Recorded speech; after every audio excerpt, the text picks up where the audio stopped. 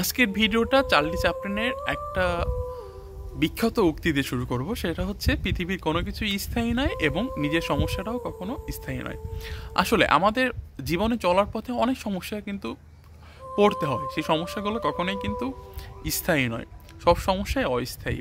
এই জন্য কখনো নিজেকে এমনভাবে শেষ করে দেওয়া উচিত না কোনো একটা সমস্যা বা কোনো একটা ব্যর্থতার কারণে, কারণ নিজের জীবনের চেয়ে মূল্য আর কোনো কিছু পৃথিবীতে নেই।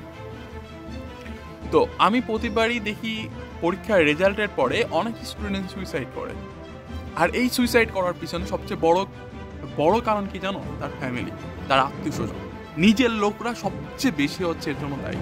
কেন আমি এই কথা বললাম? তার কারণ, তুমি যখন একটা খারাপ রেজাল্ট করবা, তোমার পরিবার বলবে ওই চাচার ছেলে এই হয়েছে, ওই ফুবুর বই এই হয়েছে, তুই কেন বলি না, তোর দ্বারা কিছু হবে না। আরে ভাই, পৃথিবীতে যারা সবচেয়ে টপ রিচেস্ট, তারা কি কেউ খুব বেশি শিক্ষিত ছিল? তাদের কি খুব সার্টিফিকেট ভ্যালু আছে? না। বিল গেটস ইউনিভার্সিটিতে পাস না করতে পারে, তার ইউনিভার্সিটি তাকে বের করে দেয়। এরপরে কি হয়?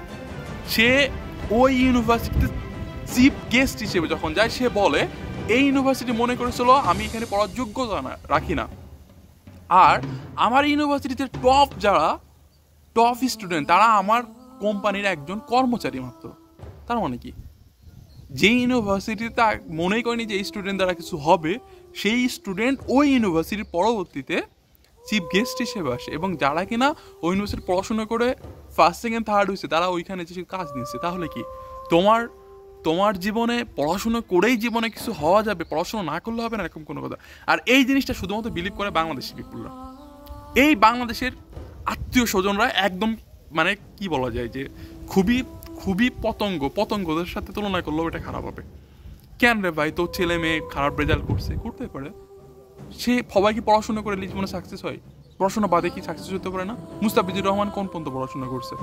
সে কি একজন ভালো বলার হয়েছে না বাংলাদেশে?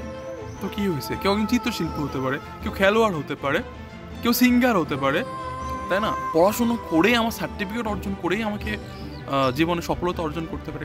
কেউ বড় উদ্যোক্তা হতে পারে, তাই না? বাংলাদেশে অনেক বড় বড় উদ্যোক্তা আছে যারা কিন্তু খুব বেশি প্রাতিষ্ঠানিক জ্ঞান নেই। যেমন আকিস কোম্পানির আকিজের কি খুব বেশি বড় প্রাতিষ্ঠানিক জ্ঞান ছিল না? তো কি হয়েছে? সে কি ভালো জায়গায় যেতে পারেনি? তার কোম্পানি এখন বাংলাদেশের টপ 5 কোম্পানির মধ্যে একটা কোম্পানি। তো জীবনে কখনো কোনো বিষয়ে এমন কোনো ডিসিশন নিবা না যে ওই ব্যর্থতা বা ওই ফেলারের জন্য তোমার লাইফটা শেষ করতে হবে। জীবনের মূল্য সবচেয়ে বেশি। একটা রেজাল্ট শুধুমাত্র একটা সার্টিফিকেট, একটা কাগজ, এছাড়া কিচ্ছু না। তোমার জীবনে কোনো কিছু ওই কাগজ বা ওই সার্টিফিকেট ডিসাইড করে দিতে পারবে না। তো সবসময় মনে রেখো, আল্লাহ তোমাকে জীবনটা দিয়েছে আমানত হিসেবে, তোমার জীবনটা রক্ষা করতে হবে। রেজাল্ট খারাপ বেশি থাক, সমস্যা নেই, পরবর্তী আবার পরীক্ষা দিব, আমি নতুন কোনো কাজ করব, ঠিক আছে? উদ্যোক্তা হব, ছোট ছোট কোনো বিষয় বা যে কোনো কাজ পেলে আমি কাজ করবো, সমস্যা নেই। আস্তে আস্তে কাজ করতে হবে। একজন ইউনিভার্সিটি, আমার একটা ফ্রেন্ড আছে, সে একদিন আমাকে বলছে যে অনার্স মাস্টার্স করে আমি আজকে 15,000 টাকা স্যালারিতে জবে ঢুকলাম, আর আমার বন্ধু যে এসএসসিতে ফেল করছে, সে তার এলাকায় একটা গ্যারেজ দিয়েছে, সেই গ্যারেজ থেকে সে 50,000 টাকা প্রতি মাসে এখন ইনকাম করে। তো লাইফ কি থেমে আছে তার? সে ফেল করছে, তো কি হয়েছে?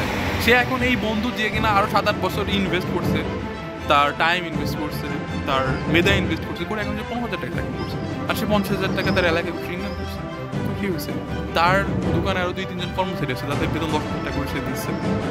তো জীবনে কখনোই তোমাদের এমন ডিসিশন নেওয়া উচিত না যে আমি ফেল করেছি, তো আমার লাইফটা শেষ। কোনোভাবেই শেষ না। আশা করি ভিডিওটা তোমাদেরকে একটু হলেও মোটিভেশন করবে, এবং যেসব বন্ধুরা খুবই ডিপ্রেশনে থাকে, প্লিজ ভিডিওটা তাদের সাথে শেয়ার করো, যাতে তারা নিজেদের জীবনের মূল্যটা বুঝতে পারে। তো আজকে এই পর্যন্তই, আবার নতুন করে ভিডিওতে দেখা হবে। সেই বন্ধু সবাই ভালো থেকো, সুস্থ থেকো, অবশ্যই বরিশালের সাথেই থেকো।